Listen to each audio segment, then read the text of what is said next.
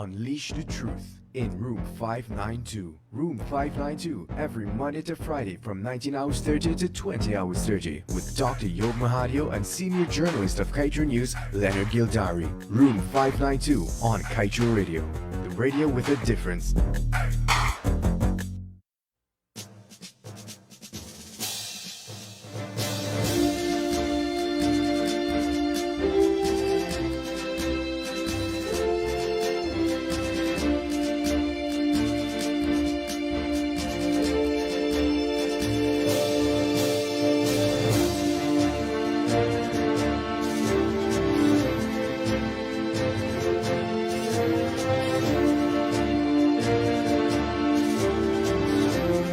Is now 19 hours 30 in Guyana, and it is time to enter Room 592, where we unleash the truth. This evening, as usual, at the helm of the program is Dr. Yog Mahadeo, alongside senior journalist of Kaiju News, Leonard Gildari. Good evening, gentlemen. Good evening. Good evening to you, Mr. Kevin Smith, and to my co-host, Mr. Leonard Gildari. You're looking quite sharp tonight, sir. Yes, how are you? I'm very tropical tonight, and the reason for that I'm talking to somebody who's come from a tourist place, and so I heard that they have some nice beaches there. So I'm trying to mix it up. It's Independence Day too, so good evening too. Well, with that being said, let me say a happy independence to all of you Guyanese brothers and sisters from wherever you're joining this program tonight. It has been 54 years since Guyana has had independence. It's your assessment as to whether the independence has been really independent or not. But we will get more into that. Let me say again, happy independence to all of you brothers and sisters all across Guyana. And welcome to Room 592, where we unleash the truth. Ladies and gentlemen, in Guyana, the Caribbean, USA, UK, Canada, wherever you're joining us from, once again, welcome. And tonight we have a very special guest, a distinguished gentleman that I would like to introduce to you all as we see him on screen. We have our distinguished Sir James Fitz-Allen Mitchell, KCMG, PCMP. All of those initials we will go into later. But ladies and gentlemen, Sir James is the former Prime Minister of St. Vincent and the Grenadines. Let me just say a few words before we have the gentleman say hello to you. Let me just say, many people of the younger generation would need to appreciate some of the historical backdrop of not just Guyana, but the Caribbean, how we got to where we are, or how we did not get to where we ought to have been. But here is this distinguished gentleman who was the second Prime Minister of St. Vincent and the Grenadines and the founder of the NDP. He also served as the Premier of the then colony of St. Vincent from 1972 to 1974, and as, of course, the Prime Minister of St. Vincent and Grenadines from 1984 to 2000. I want you all to know this gentleman is not just a politician. He is an agriculturist, an agronomist by profession. Sir James worked with the government and in the Ministry of Overseas Development in London, and as an agricultural research officer for the St. Vincent government. He also helped to form the Caribbean Agricultural Regional Development Institute, which I'm sure a lot of the Guyanese persons are familiar with, the CARDI. You would have seen it as CARDI. This distinguished gentleman entered politics at the year of our independence. Leonard, Sir James got into politics in 1966 when Guyana got its independence, and he is one of the longest serving prime ministers in Caribbean history. Sir James retired as Prime Minister in the year 2000, but stayed on as a senior minister to help his government, to help his country. And wouldn't you know, he was also Foreign Minister from 1984 until 1992. He was also Privy Councillor beginning in 1985.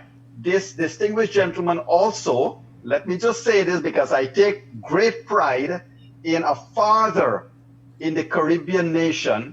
he was also co-chair of International Democrat Observer Teams. Leonard, Sir James, he was part of the observer teams in the first democratic elections of Nicaragua in 1990 and Hungary in 1991. And Sir James led the Commonwealth Observer Team at the elections in Lesotho in 2002. So this gentleman also knows, like the back of his hand, all about elections, observing elections, and he calls it how he sees it. He has published articles on agriculture, he has published articles on politics, and he also, Sir James's autobiography, Beyond the Islands, was published in 2006. I want you to know, he's a firm believer in integration and has always recognized that Guyana is one of the countries with vast potential. In fact, it gives me great pride to recognize on tonight, Guyana's 54th independence, that Sir James said many years ago at the Desmond Hoyt Memorial the following words: "You, the people of Guyana, a country larger than England, can ask yourselves why, with all your comparative advantage of plenitude of resources, is your currency less valuable than the currency of Barbados and the Eastern Caribbean." That was a wake-up call then, and if it wasn't, it certainly is now. Sir James, welcome to this room 592, sir, on this wonderful 54th independence of Guyana. Thank you, Dr. Mahadeo, for your invitation to this program. I'm particularly delighted that today is the date of your independence, and you kindly made reference to the fact that 58 years ago, I too started my political career. So my special congratulations to the people of Guyana on their 58th year of independence. It's a country that I love. I would call Guyana my second love, because I come from an island in the Grenadines with only 9 square miles, very dry, and I'm very jealous of all the rivers and wilderness in Guyana. So I am delighted to be able to help you and to discuss this problem you have of an election since the 2nd of March, and up to now, you can't get the results. Let me say at the outset, Dr. Mahadeo, I will not be taking any sides. Let it be clearly understood that I have been very friendly with Dr. Chedi Jagan. I was one of those that attended his funeral when others were going to the funeral of Manley. I was also friendly with Janet Jagan and Desmond Hoyt. So I have been friendly with both sides. And all I want to do is to help you all, see if I can help, and see if I can get you to question yourselves as I questioned you during the Hoyt Memorial Lecture. And Dr. Mahadeo, thank you for all the kind references you've made to me in my career. Now, first of all, I would like to congratulate my Caribbean colleagues, former Prime Ministers Bruce Golden of Jamaica, and what he did in absorbing your election.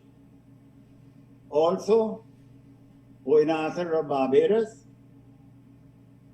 I would say they did the Caribbean and their sponsoring organizations proud.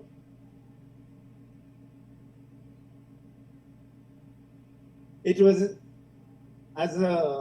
when I look at the criticisms of Bruce Golden, I think it is fitting that I should give you a bit more of my own background. You kindly mentioned my work in as observers in Latin America, Europe, and Africa.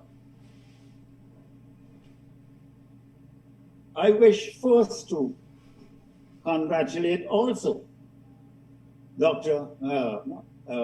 President Barrett Jaguar, the American style, I have to call him as he was, for initiating this action with an injunction to stop the swearing in of the president.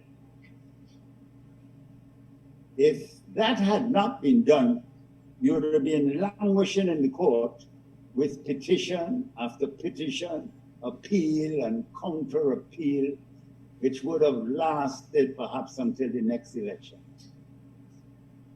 I also want to congratulate President David Granger on the statement that he made that he will accept the results presented to him by the Electoral Commission.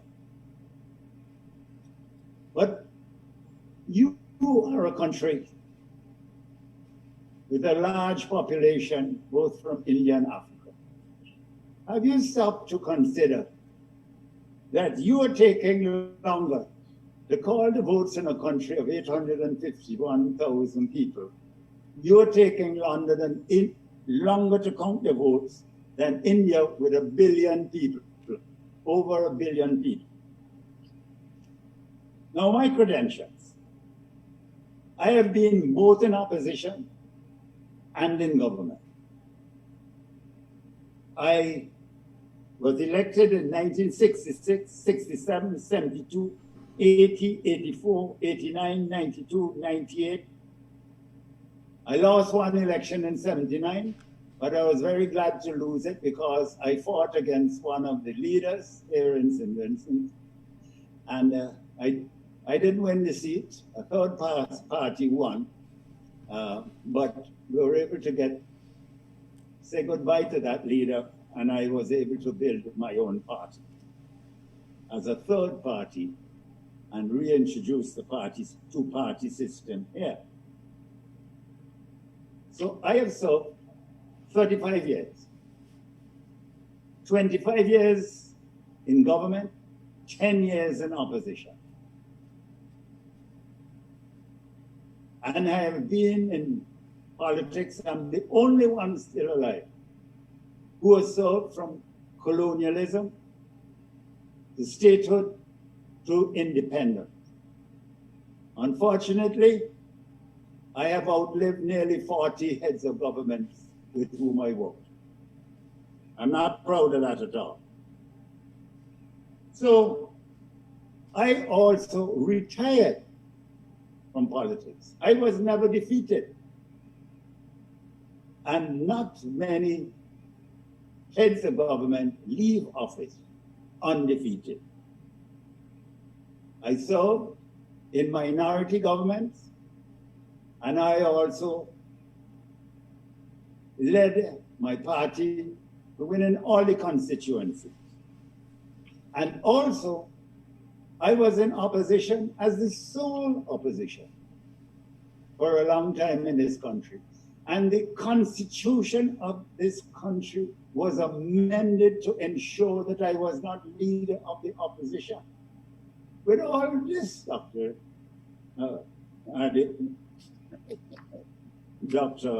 Mahadeo, I have been on both sides of the fence.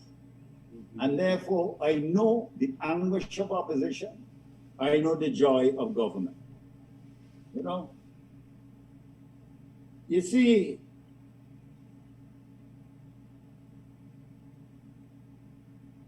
I have also had two other terrible experiences.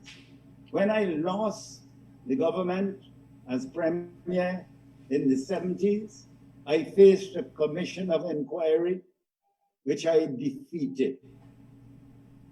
When I left in 2001, more recently, under this current administration, I faced another commission of inquiry, as usual, trying to destroy the reputation of a former prime minister with the good old target of corruption. I am pleased to record that I am the only leader that defeated 2 commissions of inquiry, and that I also defeated 9 Caribbean judges before I got justice in the Privy Council. And I've been able to clear my name. That's why I can talk tonight. If the commissions of inquiry had labeled me, I couldn't talk. But I can talk strongly because I have cleared my name, my family name, my party's name, and my country's name. Nobody could say St. Vincent had a corrupt leader in my time. Now, I am also a member of the Interaction Council of former presidents and prime ministers. I got in there because of my autobiography, Beyond the Islands. It was read by Prime Minister of Canada, and he knew me before, and he invited me to join. The Interaction Council is made up of former presidents and prime ministers. We meet once a year in different parts of the world.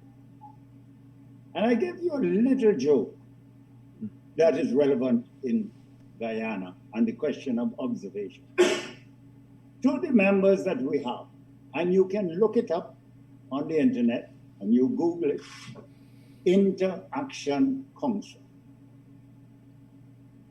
We have a member, a former prime minister of Russia, and a former president of Ukraine.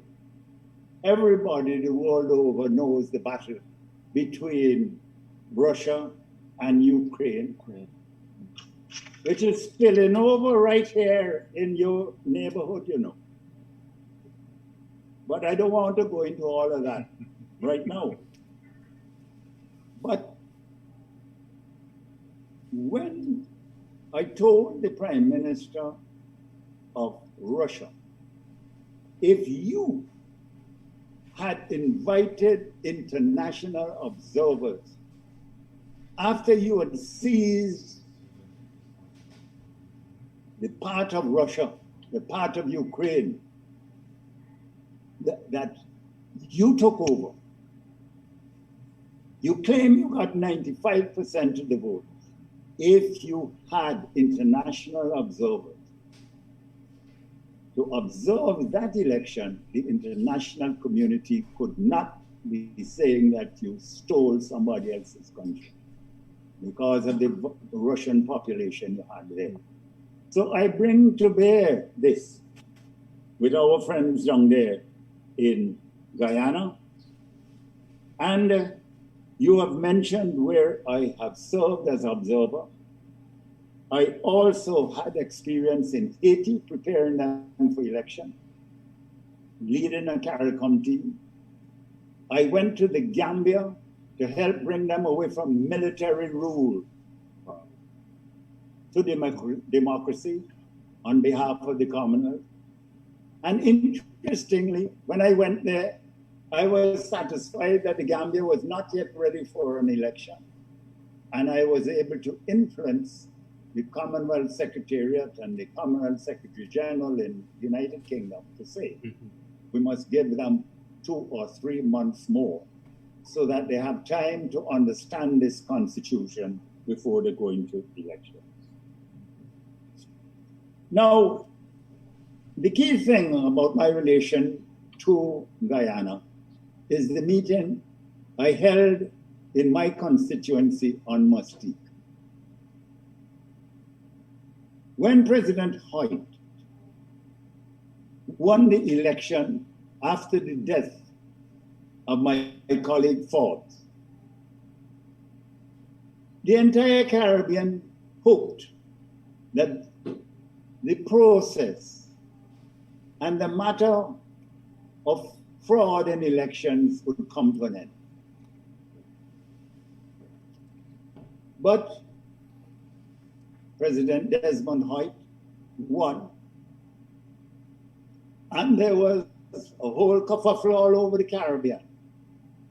And Dame Eugenia Charles, Dominica, who was then a very popular international figure, having interceded to overthrow the communist regime in Grenada and becoming friendly and on close terms with the United States with the authority of our voice.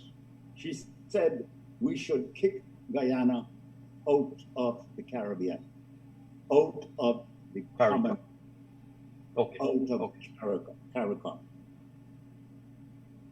Well, a gentleman from Trinidad came to see me, a very distinguished Hindu Trinidadian, Sat Maharaj, head of the Mahasabha,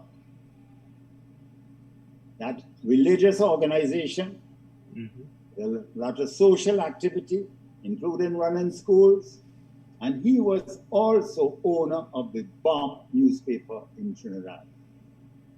He came to see me in Becco with a message from Desmond saying I should try and get a meeting between Desmond and Eugenia. Well, if a distinguished Hindu Trinidadian is telling me, making a statement in support of the PNC president, I felt there was some validity and I should proceed. That very day, I had some friends from Mustique with whom I had lunch, told them of my problem, and they said they would make their villas available. One was an American, one Italian, and the other person who was involved was a former governor of Caracas who ended up as chairman of the Security Council during the First Gulf War. So I was dealing with people of some substance, and they were prepared to provide the facilities. But I was not going to do that on my own. So I contacted Prime Minister John Compton of St. Lucia, Herbert Blaise of Grenada, Vincent John of Barbados, Kennedy Simmons up in St. Kitts, and coordinated the date that we met in Mustique to resolve the issue. Mustique never had more security than that, not even when the royal family goes there.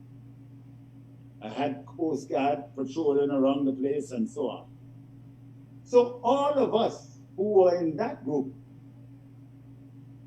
were not people who inherited a position as head of government.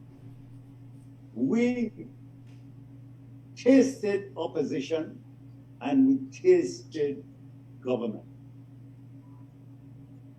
Dr. Kennedy Simmons himself had to go to court to get into parliament in a by-election. And he finally got in because the government of the day refused to summon parliament so that they could get in. So he then had to face a general election, and he got into office through a general election. And then Herbert Blaise, of course, had all the experience with bishop and court. So we were tutored in opposition and government. I'm your humble servant. I told you what I had to go through. Now, so we met in Mustique. And Eugenia Charles opened the button. We sat with a great view looking out over the Caribbean Sea in the Grenadines. And Eugenia began her attack on Desmond. And we heard her. I pointed out the first point. However bad things were with the election in Guyana, there was no mechanism in CARICOM, in the CARICOM Treaty, to kick out a member. So we had to find a solution. We knew all about, remember, all of us knew all about the overseas voting, etc. Now, let me give you a personal historical point here. I was a minister in a Labour Party government in our colonial days before going into statehood, when one Saturday morning, my chief minister returned from Guyana with a lot of beautiful pictures, telling us that we don't have to become an associated state of Britain. In accordance with the West Indies Act, we could become an associated state of Guyana. But all the times I was there in Guyana in the Carifta meetings, and I saw what happened to the sugar industry, what happened to the bauxite industry. As much as I love Guyana, I could not take on communism and socialism. And I scotched that proposal. Probably is one of the reasons why I was finally expelled from the bus. No. I took a humorous line. I hope you think it's funny. I ate my first roti in Trinidad when I was 18 years old, walking in the fields, planting cocoa with some Indian workers. Wow. And I said to Desmond, if you are claiming that the Indian population is backing you, don't you think it is time you lift the ban on flour so that they could get roti? Simple as that. I went further. I said, Desmond, you see that Caribbean Sea in front of us? Your shrimp boats come up here. I have a hotel. And there are other hotels in the Grenadines. And we swap flour for shrimp. And the flour goes back on your shrimp boats and sells on the black market. I'd say that is totally unnecessary. Right. Sometimes we don't drop the flour, do the swap, but they'll get their money and ask us to make arrangements to get the flour, and they will buy it from the merchants. So we proceeded along those lines, and it was tough going. We came to some conclusions. But Desmond did not want us, nor did we want to embarrass him. So we came to certain conclusions, which have been recently published. Okay. In this autobiography of Dr. Sir Kennedy Simmons, first Prime Minister of St. Kitts Nevis. And he summarizes, talked all about the enjoyable meeting. Mm-hmm. And let me read what he says. The election in Guyana had taken place on the night of December 1985. Our meeting was on the 26th of February 1986 at the Plantation Villa on Mustique.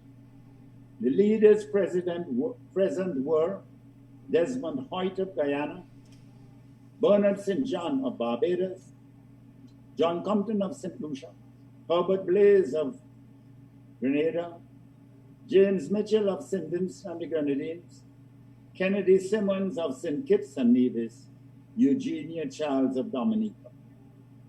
The main agreements were future elections must have observers. Clear, unambiguous. Two, the opposition must be allowed time on radio. You young people wouldn't understand that because everybody now has its own radio. With social media, you can broadcast all you want. In those early days, government had the only radio station. The opposition, our proposal was to be allotted time on radio. Three, the ban on importing paper for newspapers must be lifted.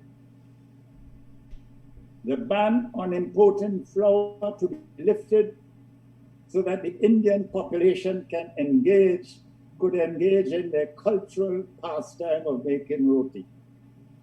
I wouldn't say it's a pastime, it's a main activity. We would formally accept the results of the just concluded election that made him president of Guyana. We would not make statements to the press to embarrass him, but we expected him to honor his undertaking.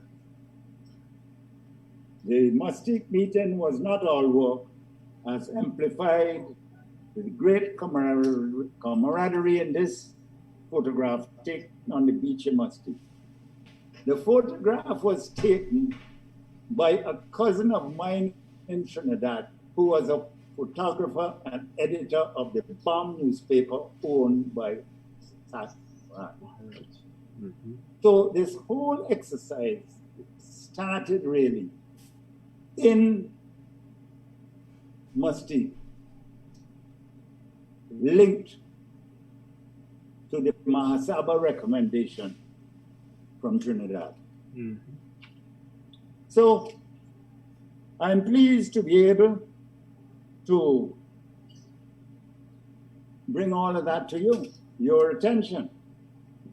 And so that election must take place to produce the transition with observers from Desmond to Chedi. Yes. But it was not all smooth sailing. First of all, when Desmond went back, he complained that he couldn't rush to do certain things because the old hierarchy of the party, including President Burnham's wife and the Women's League, were giving him trouble, etc. So we gave him time and let him do his thing. But the election was due.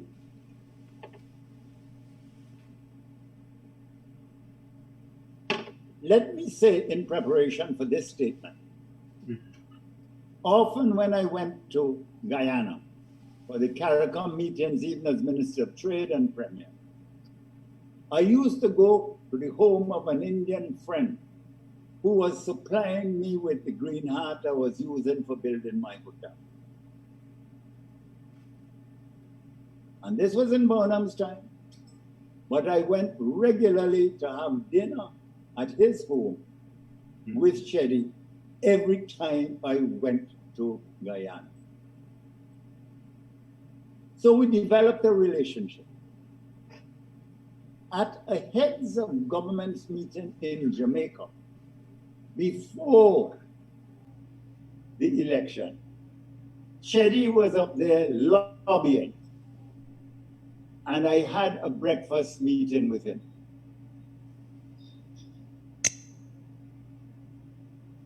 Lo and behold, he told me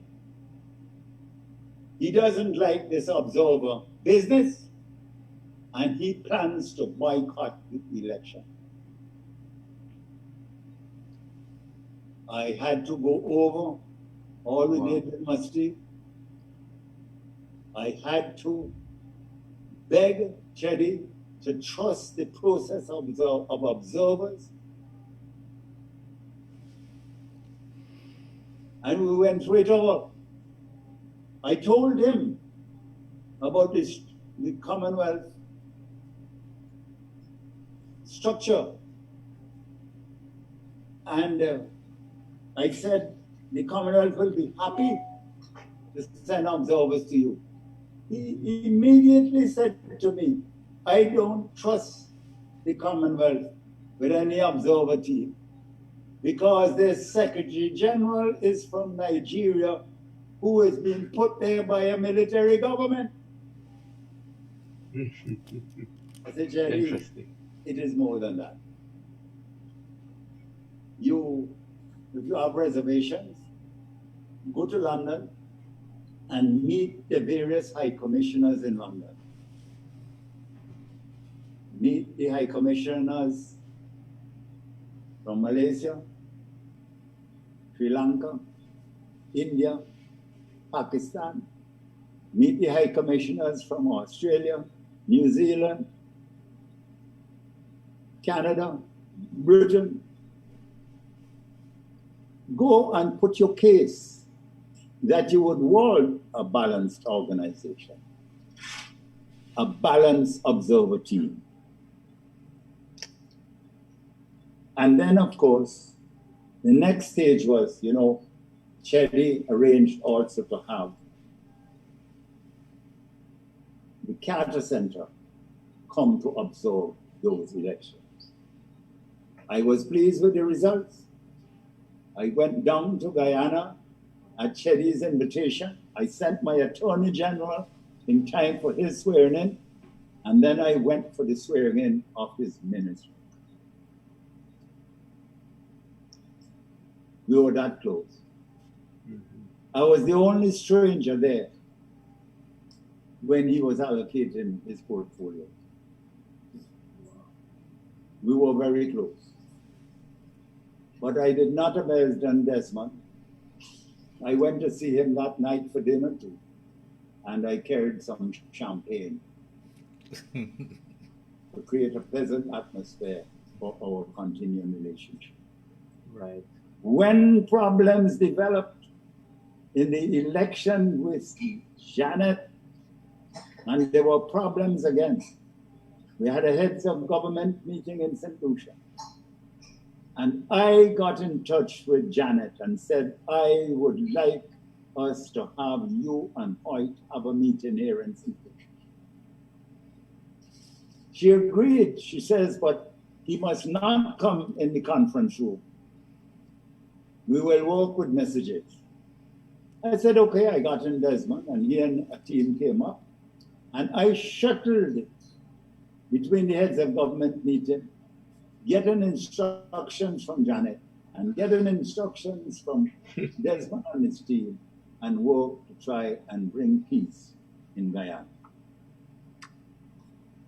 Now, when you go to create observer missions, have to be done in a way not just to give validity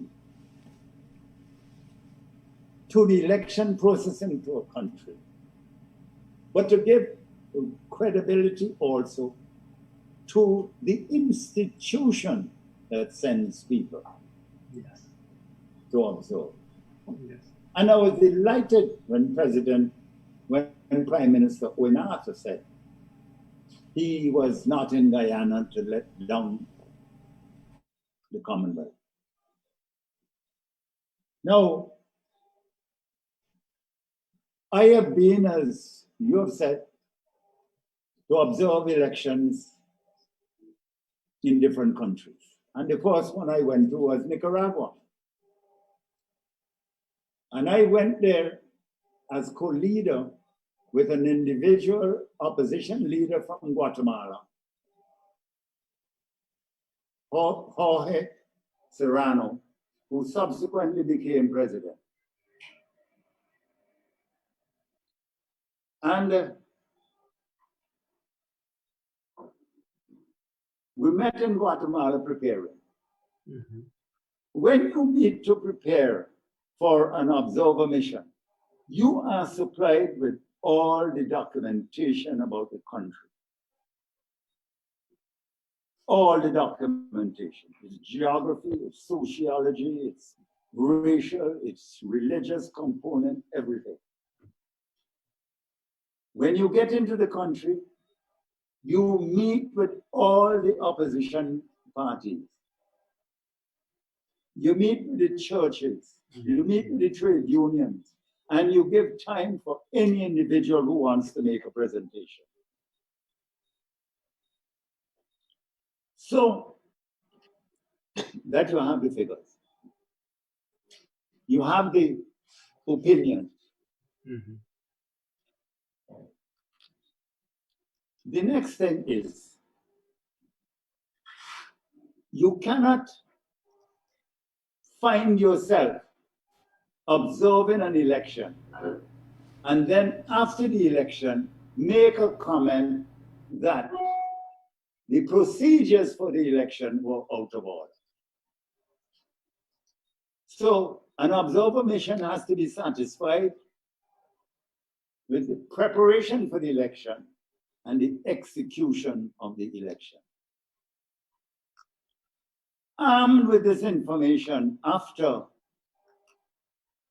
I did the job in Nicaragua, Mhm.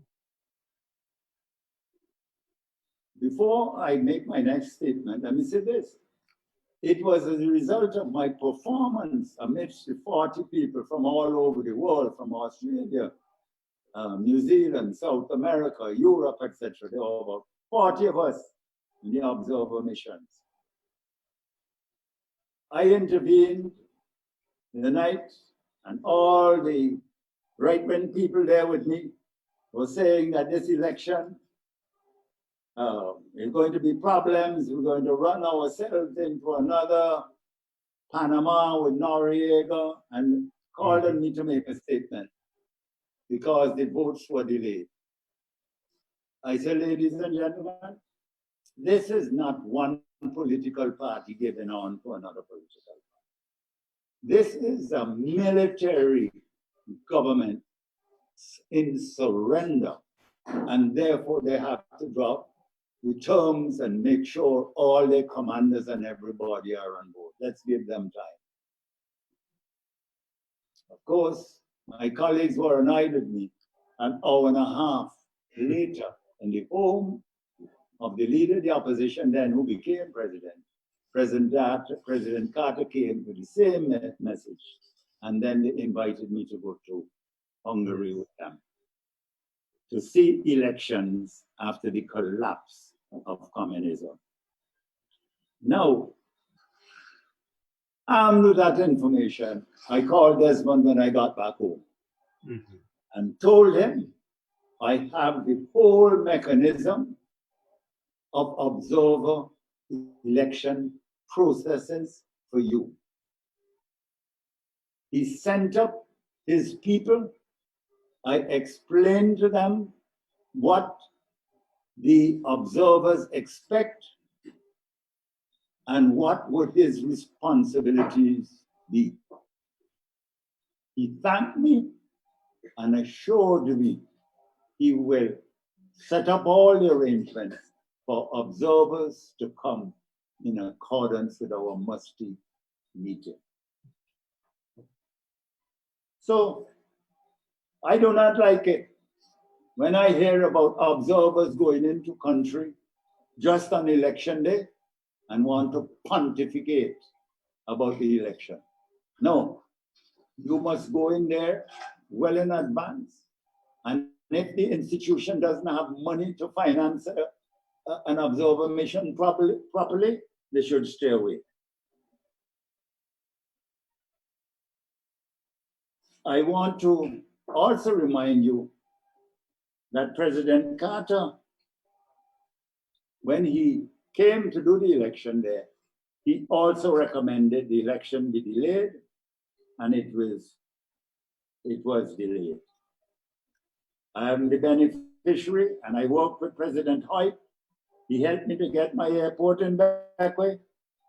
He helped me to get the rice investment from an East Caribbean group of companies into the 2 rice mills in Guyana.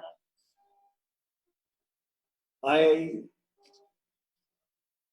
organized a project in the World Bank, an IMF meeting on the environment to get sand out of Guyana for the construction industry in the Eastern Caribbean and in St. Vincent in particular. We had that project going, but current taxation has ground it to a halt. Last time I was in Guyana, I was there with my daughter who is in the offshore finance business, and she was representing a hedge fund that had a lot of money, and that already had a few thousand acres in Brazil doing sustainable forestry. They wanted to do a project in Guyana, but it was too close to elections to get a result. And I got a message through a mutual friend that President Granger would like to go ahead with the project, but by that time, the money had gone. Now, it will not be proper for me to not to make some comment on the way forward for you, the people of Guyana.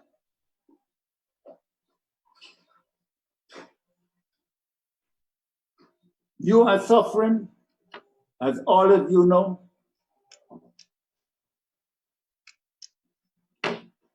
from the failures of the institution around election.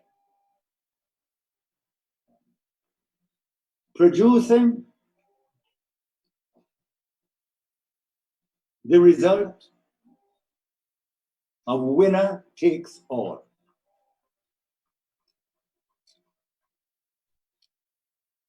It reminds me of a book that I read by Margaret Macmillan, who also wrote a book that I got to know her work by. She wrote a beautiful book on the conclusion of the First World War and the mess that was created there in a book called Paris 1990. But the book I want to draw to the attention of the people of Guyana is called It's Our Turn to Eat. It's our turn to eat. And she was referring to the system in Kenya. The question before you, the people of Guyana, is simple and straightforward. Do you want to continue with this system, or do you want to change it? This is the first question to be answered. Do you want to change it with an experiment short term, or do you want to change it now and forever into the future? Huh? I hear you all talking about anomalies. For me, the biggest anomaly in Guyana today is that you celebrated independence and your president not sworn in. That is your anomaly. It's painful. I wish you better luck than that. And do you want a long-term answer? And the systems of government around the world can be examined. First past the post, proportional representation. We have a great example before us today at this time of the length of time it has taken Israel to form a government. 3 elections, and they still have problems because they have too many political parties. And every religious organization, you would think that the religious organizations in Israel will be one, but it's like us, you know, we have a Christian religion and we got plenty faiths around. The answer to that problem in a new constitutional structure, I'm not talking about anything new, is to do one a president and vice president must get more than 50% of the votes, otherwise you have a runoff election.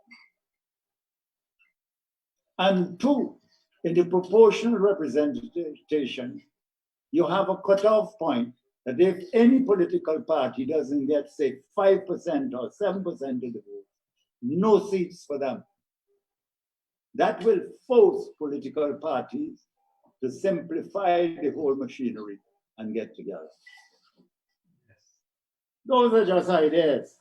Very interesting, and sir. you, the people of Guyana, have the ability to analyze and come up with your own answer. But I will want to add one thing to you. You are now on the threshold of massive oil resources, oil revenues.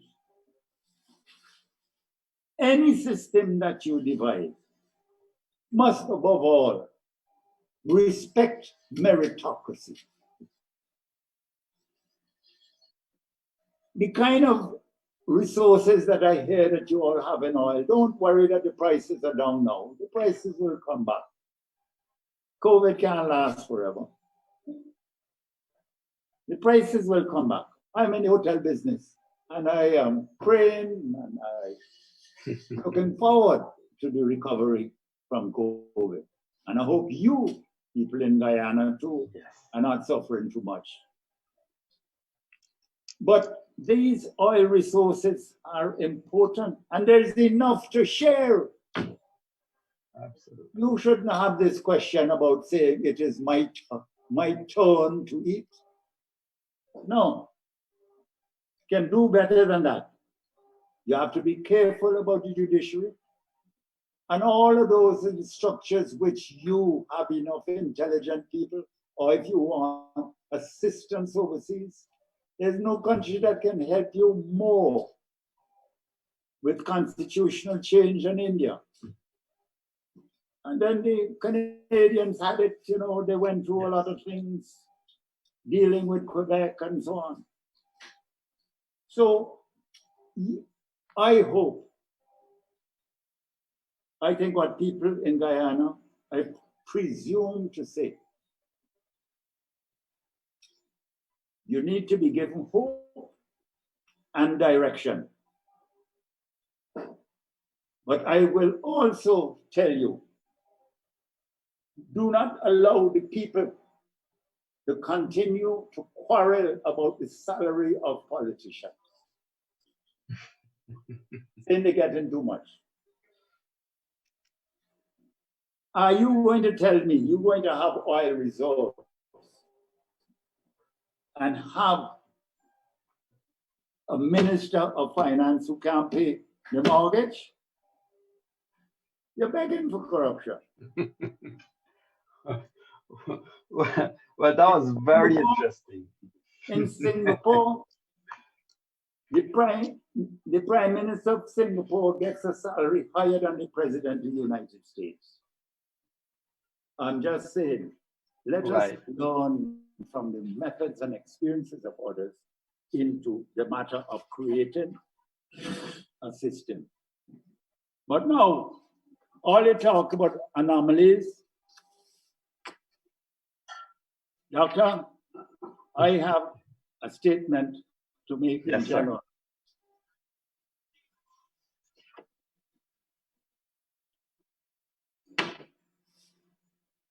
An election campaign has two exams. One is an oral exam, the other is a written exam. The oral exam is all the campaign. Yes. And then you have the maths exam, which is only one day. The English exam is the talk, the old talk, the telephone, the wayside chat, and the glorious oratory, and the rubbish. The oral exam can go on for years and months and weeks. And the English exam is spread out without limit. The maths exam is only 1 day. That's it. The maths exam, you must win to declare victory in an election. It is a numbers game. And when the election is over and government is formed, the politician is back to the English game. Yes. And you have to start explaining to the people again what you're doing. Now,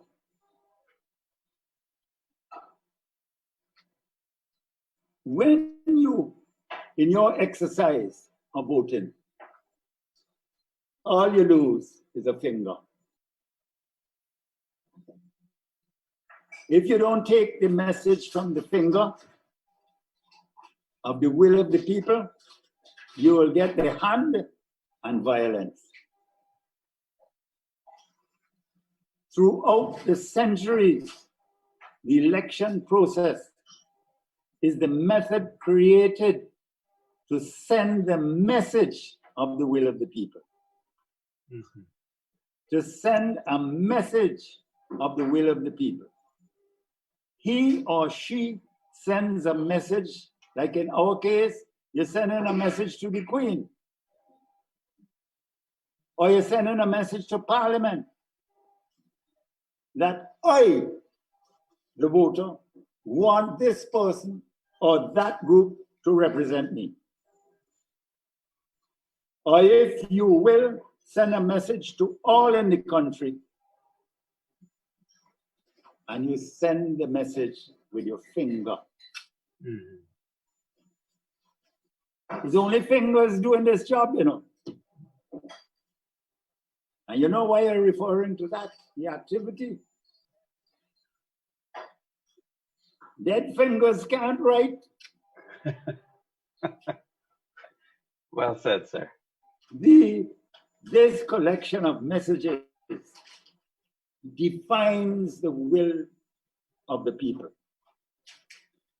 These messages are counted after they have been written. All and every message is counted. And I want now to refer you to a very wise Persian poet of the 11th century.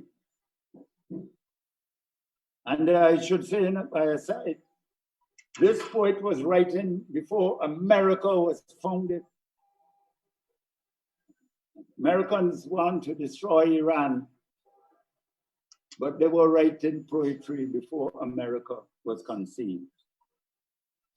It's in the Rubaiyat of Omar Khayyam. The moving finger writes, and having writ moves on. Moves on. Nor all your piety or wit shall lure it back to cancel half a line, nor all thy tears wash out a word of it. I invite you to check the meaning of piety and pious. Religiously going on and go on with opinion. Omar Khayyam says, when the moving finger has written, all your emotions can't change it. You know? Well said, sir. I have one final message to give you. I have to be very careful how I say it.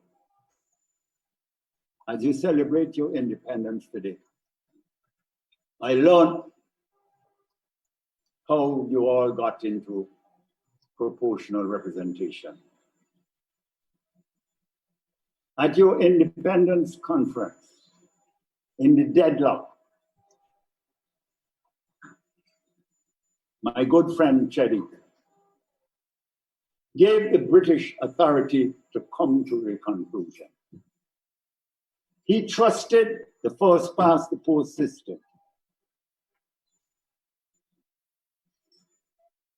The British interlocutors made arrangements for him to go on BBC. In this period, in that period of socialism and the world and the CIA and everybody worried about communism in South Africa, Chedi agreed to give the British on BBC authority to choose. He said so on the BBC. Right.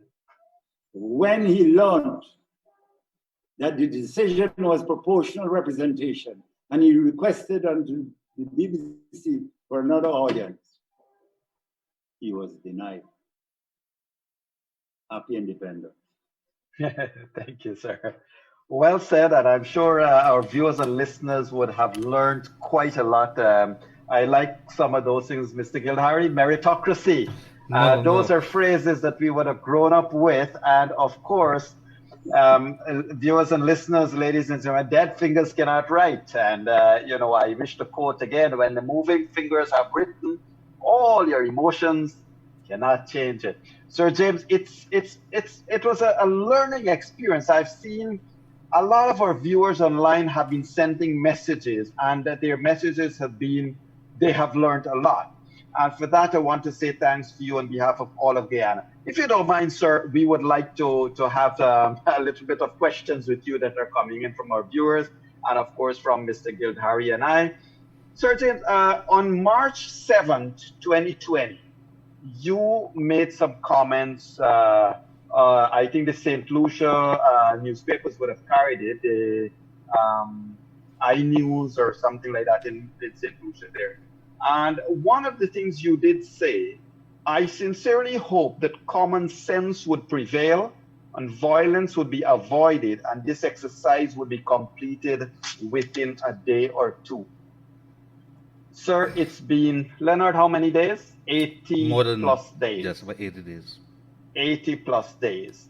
What would you say now, sir, if you were a Guyanese? Because every Guyanese here now is frustrated at the slow, purposefully slow pace that things seem to go at. What would you tell us to appease our anxiety and apprehension at this stage?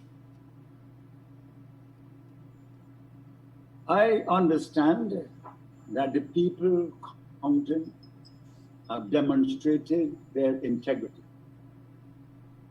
That's the information I have. Therefore, if it takes a longer time, as long as it takes, let them do it. Correct. And so you have to be patient. To me, it's appalling that it's taking so long. And it doesn't look good for Guyana.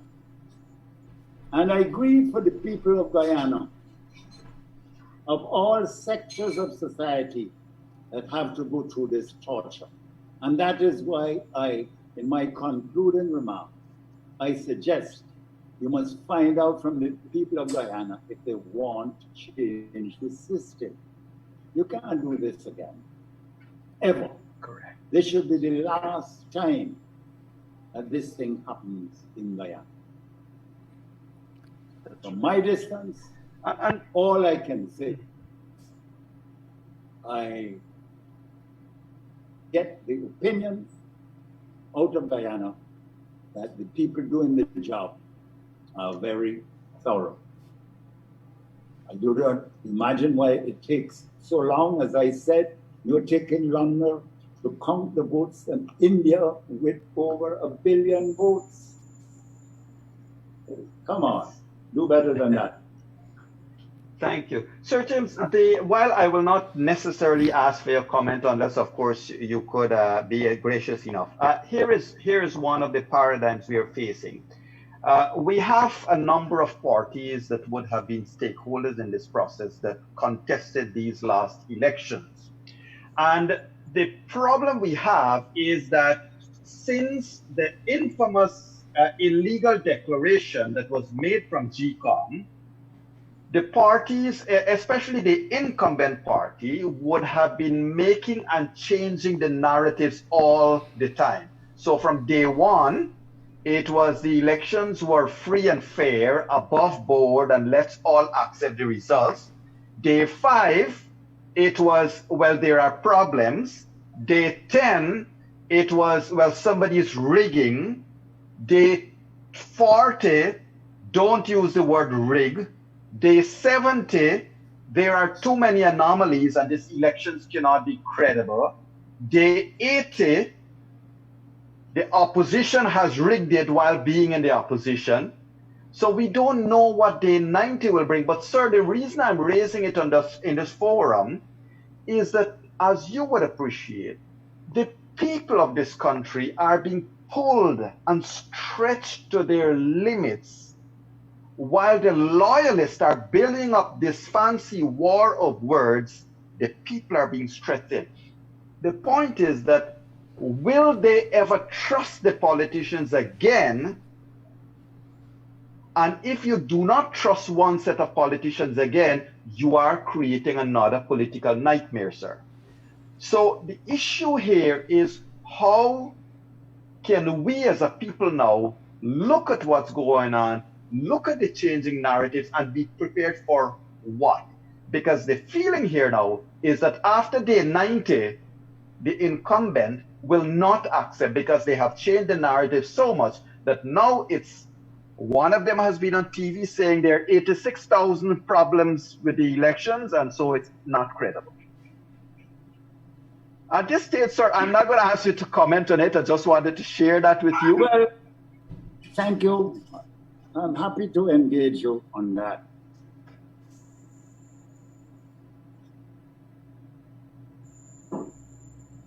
This business of a anomaly, how does it match the messages on a piece of paper? It's a maths game you're in, you know. Yes, sir. Not a qualitative English exam. It's a maths exam. Counting numbers. Is that complicated? I can't see it at all. And I wouldn't want to go too far. But when one side is fighting and contesting and appearing to be uncomfortable with the results, it means that they don't like the figures. Well said, sir. Sir, I just want to take you back to, how did you feel? How did Sir James feel when, after all the investments of effort and goodwill that you would have made in Guyana, when the Carter Center was disallowed from coming to observe these elections? Well, that is that. It's the Carter Center and other observers who created the change that brought the PNC to power. Thank you, sir. Leonard, any question for Sir James? No, I must tell you, yes, I do have a couple of questions, a couple of observations. So I like the tie. I think if there's any way you could probably FedEx it across here, it's pretty good. But it was pretty interesting hearing his lesson, and I think he's in the wrong profession. I believe in the formal life. If you believe in karma, you probably were a teacher. But having said that, sir, it was interesting to hear about the role that you spoke about in terms of flour. And back in the 80s, and we know Desmond Hoyt, a lot of people would have give him kudos for allowing it to come back, and you wanted to make some changes. The history books would tell us a couple of things, and other people would disagree. But I want to bring you straight into something else, sir. The role of CARICOM, the authority of CARICOM, and how you would view it from your eyes in terms of what would have transpired in Guyana here, and how you would see it in terms of CARICOM's authority. I would like some comments there. I can't speak for CARICOM. You'll have to find another person to do so. I can only speak with my knowledge and experience, which I'm sharing with you. Thank you. CARICOM's position is all over the place usually. Mine is straight. Well said, sir. Would this, well, let me have a quick follow up Yes. there, sir. Would this in any way you believe have an impact on the relationship or the perception of good neighborly relationship, listening to CARICOM, the authority of CARICOM? If you can speak on behalf of CARICOM, do you believe it's going to have a negative impact? Let me add, before I answer your question, let me add another thing that I forgot to say. I was chairman of CARICOM at a meeting in Canouan, in my constituency, when the dispute between Guyana and Suriname occurred with regard to the boundaries. And I was very happy to be able to facilitate both President Jack Doe and the head of the Suriname delegation to have more discussions. This question of where we are going to go with CARICOM and credibility. I can only say, and I'm sure all my colleagues in the Caribbean, in government and out of government, would want the best for Guyana. And we understand your suffering. We understand the causes of the suffering. But I do not care about all the statements that are made. To me, the greatest statement made by President Geringer, all of you can talk what you want. I am the president of Guyana, and I will be guided by the results, by the figures given me. You want anything better than that? Let those who want to talk. I said, it's a battle between English and maths. And maths always wins an election. Bernard? Well, I don't know what to say maths in English, but I'm guided by what is coming out, and we would have seen what would have happened in the past with regards to we await, I would go according to the law, and then we know it ends up in court, and it's a long, protracted thing. But that's just a statement on my part. But one other thing before I come back, I hand it over to Dr. Yog Mahadeo. Your experience in agriculture, sir, and Guyana has always been touted as a breadbasket. Has COVID-19 thrown a different perspective on where Guyana could stand in the entire Caribbean? Have you missed the boat when it comes to capitalizing in the past? About agriculture, what? About agriculture, if you missed that, let me just say it back to you. Would you say that Guyana stands a very good opportunity when it comes to COVID-19, and there are opportunities being thrown up there, that we stand a very good opportunity of capitalizing on COVID-19 where agriculture is concerned? Well, that stretches my imagination. I really can't deal with that. But what worries me is the relationship between agriculture and the oil industry. Mhm. Look at what has happened in Trinidad. Look at what has happened in Nigeria and in the Ivory Coast. Those were two the biggest cocoa producing countries in the world. We in the Caribbean were the ones, Latin America, from the tributaries of the Amazon, is where the cocoa business was discovered. The cocoa plant was discovered. Yeah. But it is now in volume production, mainly out there where there is now oil discovery. Look at how the cocoa industry has suffered in Trinidad, because of competition with oil. Look at how Barbados has suffered in agriculture from the competition with tourism. What worries me is not COVID. What worries me is the inflation you're going to have, sponsored by oil production, oil harvesting, and the impact of that on agriculture. But I have another hobby horse when it comes to that. It comes to the question of the young people that we're giving all of this beautiful education to, and their choice between the computer and the cutlass. Yes. Yes, sir. Interesting. Sir James, I just want to come back quickly, if you don't mind, engage your thoughts, if you can, sir, on the. You made a very interesting presentation of a paradigm to our viewers and listeners, that this matter of politics, you can look at it from an English math kind of thing. All the English you campaign and everything, math is on the day. Sir, unfortunately, Guyanese politicians have not been good at math. It took us a year. November 2018, Leonard.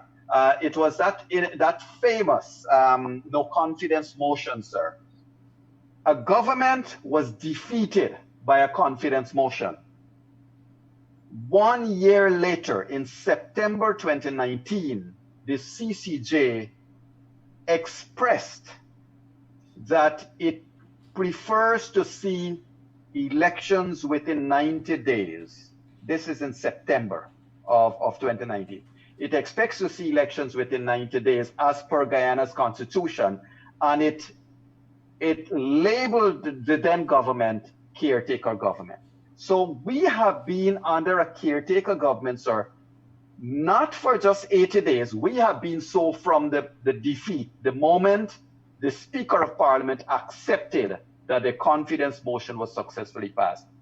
So the reason I'm placing this at you, you must have heard all the ramblings on what's the opinion, sir, of our Caribbean brothers and sisters of our impasse that has been lasting more than a year now, going on to 2 years almost?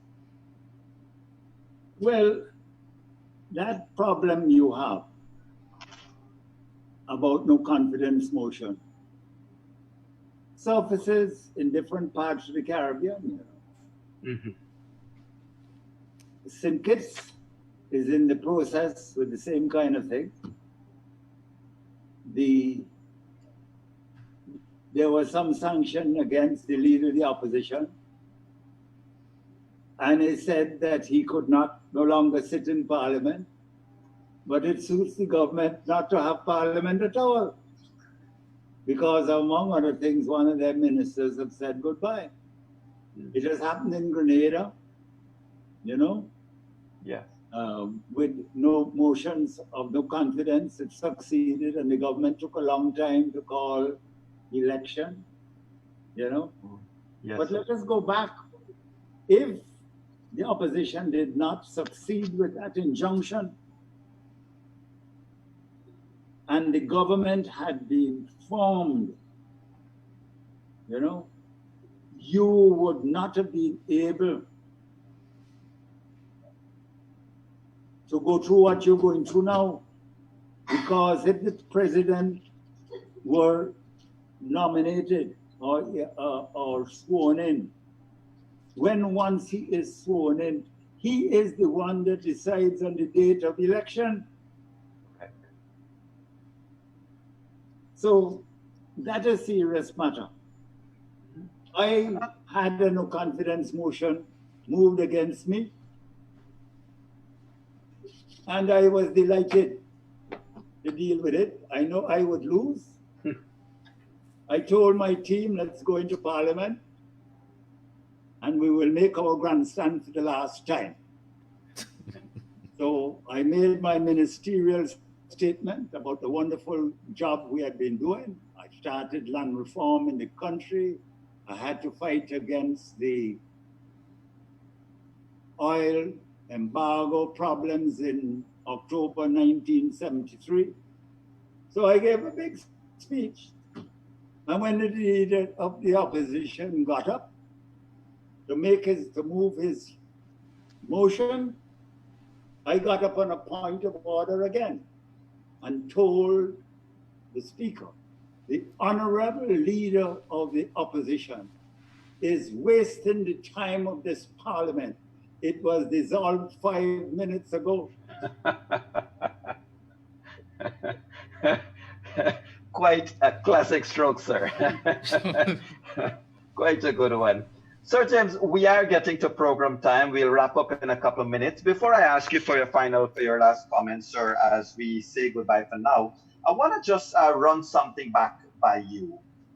You mentioned that you are going with what the president said, and that is the president said he will abide by whatever declarations that is made by the Elections Commission. However, sir, we have a unique case in Guyana where an elections officer, a returning officer, created fictitious figures. So coming back to the math, he generated fictitious numbers and used those in a declaration. So our more serious problem is that people now don't know what is happening in GCOM. Thank God, I must say, sir, thank God that this recount process, all the observers have said the recount is going above board. The reason I'm saying that to you, Sir James, in the first stage when we were having the declarations, everything was going above board until it got to the point of no turning back. When it was evident who was winning, they changed everything. In a week's time, sir, in Guyana, we'll get to that point of no turning back. I know you're going to say, let's have faith in the system. And I believe that, like you, I believe.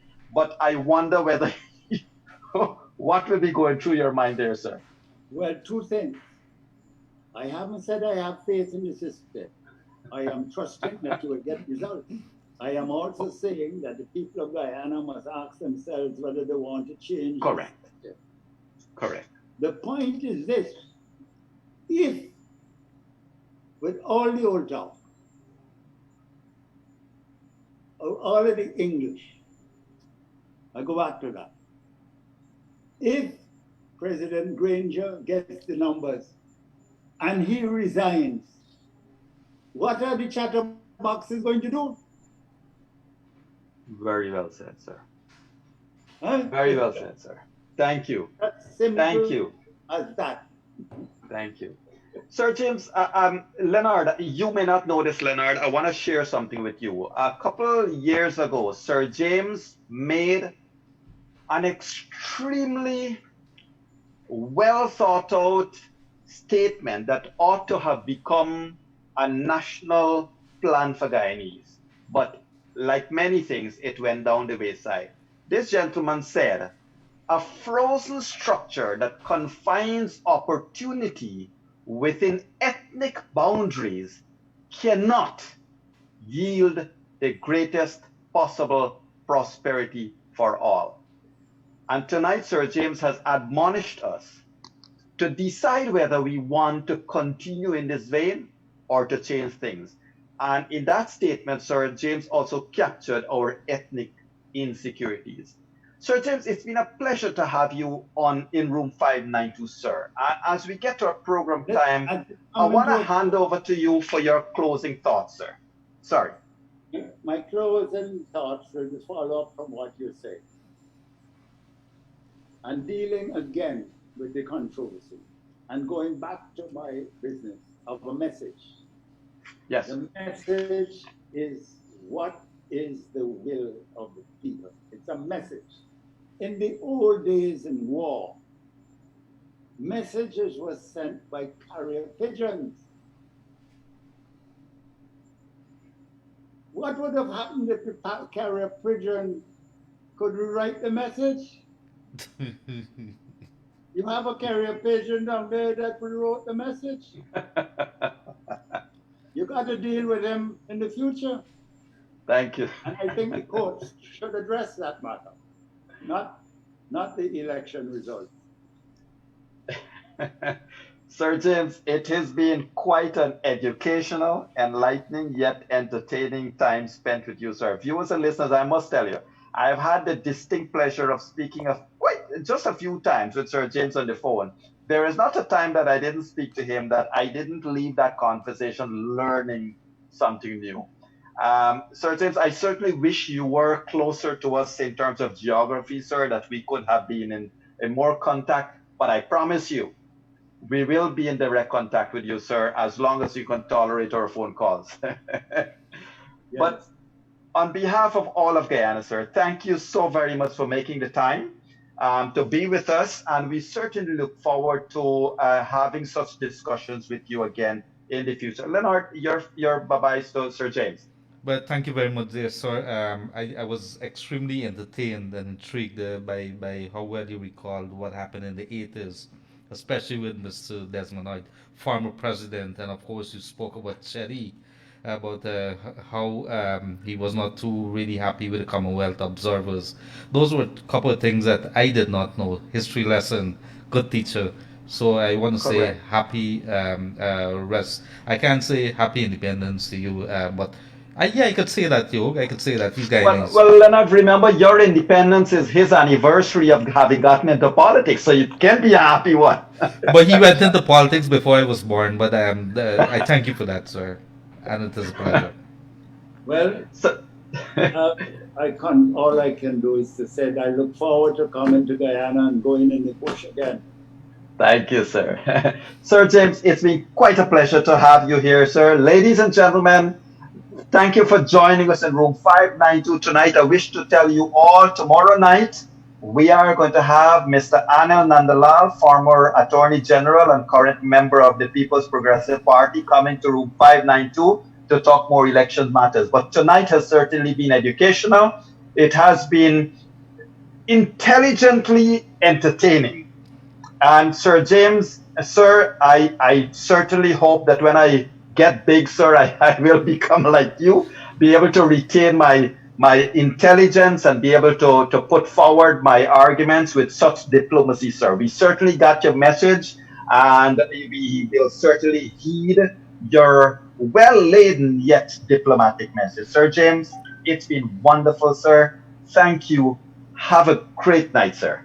And he should write a book about it, to Yoga's relationship to Guyana. I am writing it up. Very good. I will be wonderful. Sir James, thank you, and we will stay in touch, sir. It's been quite a pleasure. Do give our regards to your family. Ladies and gentlemen all across Guyana, the Caribbean, and wherever you're joining us from, it has been a pleasure to have you along with Sir James Mitchell in our room 592 tonight. Do have a wonderful, safe rest of the night. Remember, we are still celebrating Guyana's 54th independence. Do have a wonderful rest of independence, if you will, but have a great night. Stay safe, stay home. God bless you all. And bye-bye now until we meet again. Good night, one and all. Thank you very much. Good night. Unleash the truth in room 592. Room 592 every Monday to Friday from 19 hours 30 to 20 hours 30 with Dr. Yog Mahadeo and senior journalist of Kaitra News, Leonard Gildari. Room 592 on Kaitra Radio, the radio with a difference.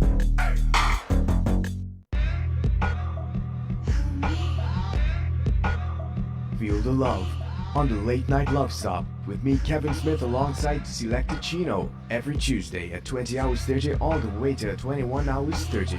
The Late Night Love Stop on Kaiju Radio.